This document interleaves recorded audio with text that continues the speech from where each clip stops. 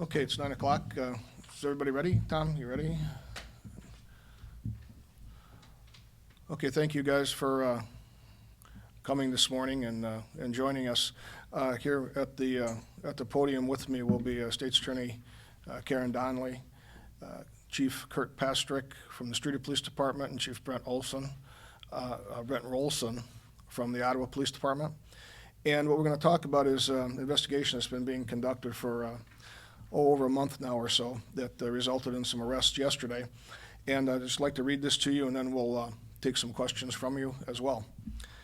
In furtherance of an investigation started approximately 1 month ago, investigators from LaSalle County Sheriff's Office, Trident, Streator Police Department, and Ottawa Police Department executed search warrants and arrest warrants prepared by the LaSalle County State's Attorney's Office at the following two addresses: 415 Catherine Street in Streator, 208 East Grove, 415 Catherine Street in Ottawa, and 208 East Grove Street in Streator.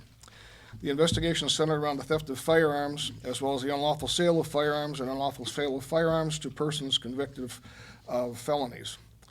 Those charged are Alexander G. Adams of 415 Catherine Street in Ottawa, currently charged with possession of a weapon by a felon, unlawful sale of a firearm, and he's currently here on a parole hold, and he is in custody.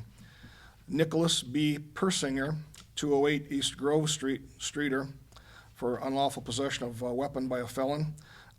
Further charges are possibly pending, and the State's Attorney's Office can address those. Nicholas J. Reynolds, 413 Guthrie Street in Ottawa, unlawful sale of firearms to a person who's been convicted of a felon, currently in custody. Shane M. Rexroad, 208 East Grove in Streator, LaSalle County warrant for failure to appear, currently in custody. And Terry R. Campbell Jr., 1308 South Park Street in Streator, possession of a weapon by a felon and currently in custody. Adams and Persinger are convicted felons currently on parole. All persons charged, of course, are presumed innocent until they're found guilty in a court of law. What I'd like to finish up before we take questions is telling you that law enforcement takes firearm trafficking in a very serious way, believes a very serious crime. And we have been and we will continue to focus on these investigations in the Illinois Valley. All law enforcement officers take very seriously our responsibility to take illegal weapons off the street.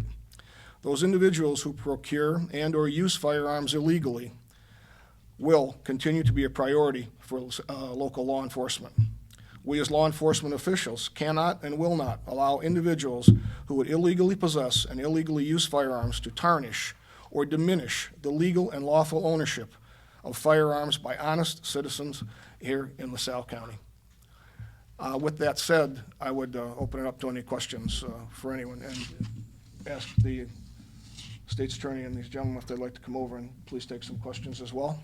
So yes, please. Is there any additional pending charges or potential for additional pending charges Well, for any of these gentlemen? That's for Karen. So Karen, Jeremiah Adams with the State's Attorney's Office as well. So I will let you guys handle that one. And I'll let Mr. Adams take that because he's been working on this since day one. We are in the process of adding some additional charges on Mr. Adams at this point, here this morning. That's the best of my knowledge as far as the additional counts that'll be added here before court here today. How'd the investigation start? The investigation started basically where there was some cases where we've had a number of thefts of firearms that have occurred throughout the county, through the cities throughout the county. And as the investigators got together and talked about these things, there was what we could see is kind of a pattern as to where things were happening and possibly who was involved in these things. Other intelligence was gathered, information was gathered over this period of time, presented to the State's Attorney's Office for their review.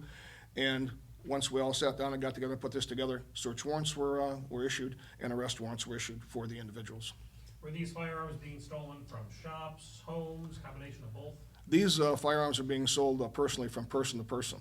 And as the charges indicate, some were being sold by convicted felons to convicted felons. Now, this is the type of situation that, as we've been talking about this over time with the legislature, as well as just amongst ourselves, if we're going to get serious about enforcing firearms laws, then I think we'd like to see our legislature get serious about upping some penalties, giving our judges, giving our prosecutors, giving our judges some more availability in sentencing options. If we're gonna take illegal weapons off the street, let's take illegal weapons off the street. I think sometimes we're focusing too much on getting our FOID cards issued and upping prices on these things, like, when we should be getting illegal weapons off the street and putting people in jail who are selling illegal weapons. They're not only illegally possessed by these people, they're illegally selling them again to other individuals who are convicted felons. So it's law enforcement's view, and I don't want to speak for these gentlemen, but I think I certainly can, that we're serious about it. We want to get this stuff off the street. Legal use and ownership of firearms, that's not what this investigation is about. It's about the illegal use and sale of firearms here in our community. So where are they being stolen from? Some of the firearms are stolen from residential burglaries, so, and we've had some in town that have also been removed from vehicles, that people that possess them legally, leave in their vehicles, and then for burglary, they're obtained.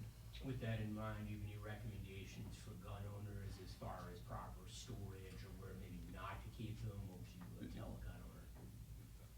Really, what they should have is a gun safe in their home, obviously, and not only to protect, their property, but also if they have children in the home or whatever. And I think most of the people that have legal firearms try to follow that and abide by that. It's unfortunate that when a burglary happens, they look for property that they can steal and then later sell, on the street, which is exactly what is taking place with firearms. Obviously, that's a large item that people in the drug trade business try to get those and sell those for, a profit or an exchange. So that's what we run into. But the best thing is to be aware, keep them out of the car, take them with you when you go out of your home or whatever the case may be, and then lock them up appropriately and keep them safe, so. As the sheriff had stated before, several years ago, the Illinois legislature created a law that allowed citizens the right to carry concealed licenses if they went through the program and successfully passed the background check and made it all the way through. We're not concentrating on those individuals. Those individuals are doing things the right way. They own a firearm legally. We are talking about individuals who have no business handling a firearm, owning a firearm, period. Most of these are convicted felons. Yes. Do any of the gentlemen mentioned have prior firearms arrests or convictions for crimes related to firearms?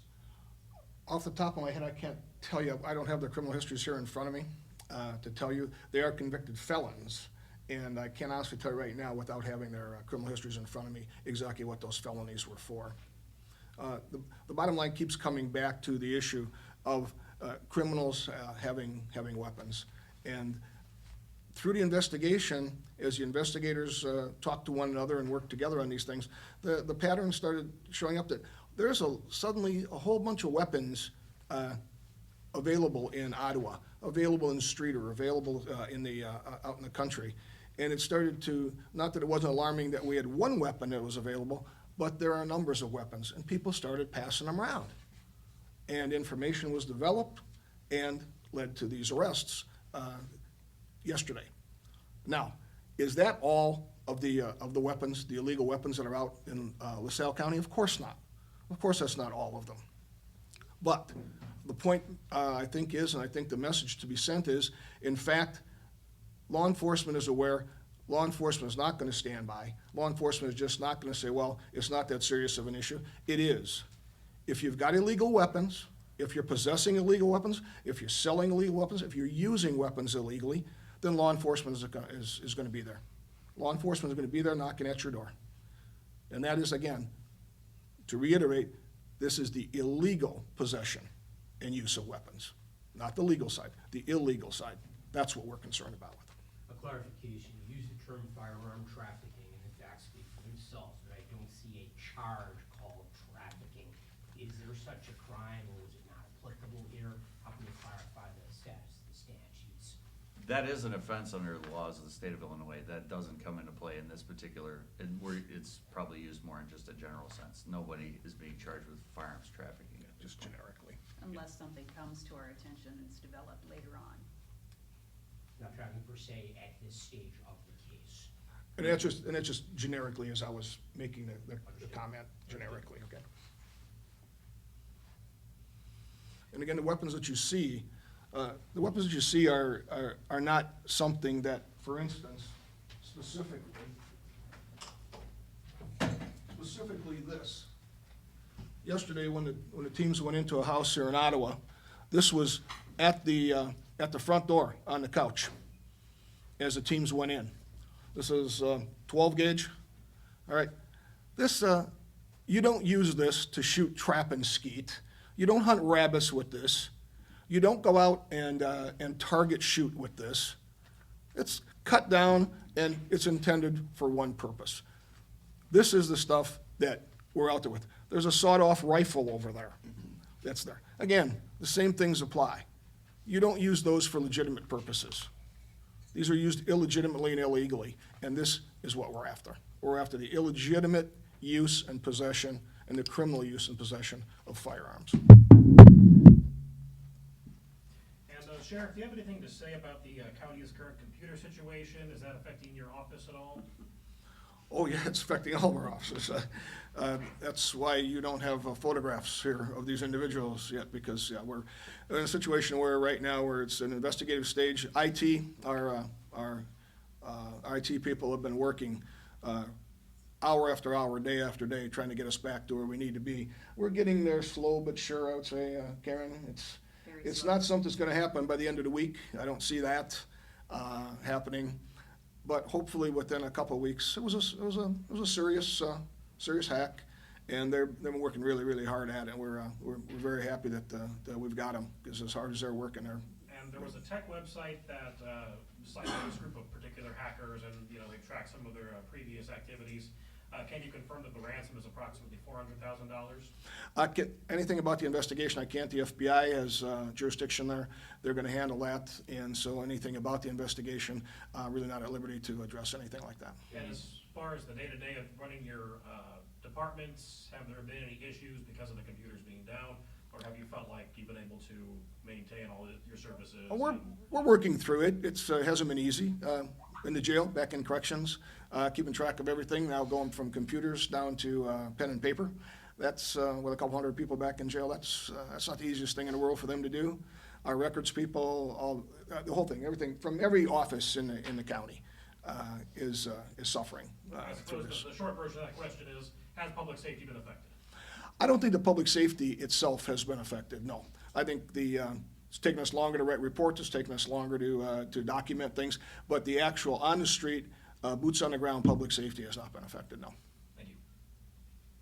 Yes. Has there been ammunition or other gun accessories seized in this?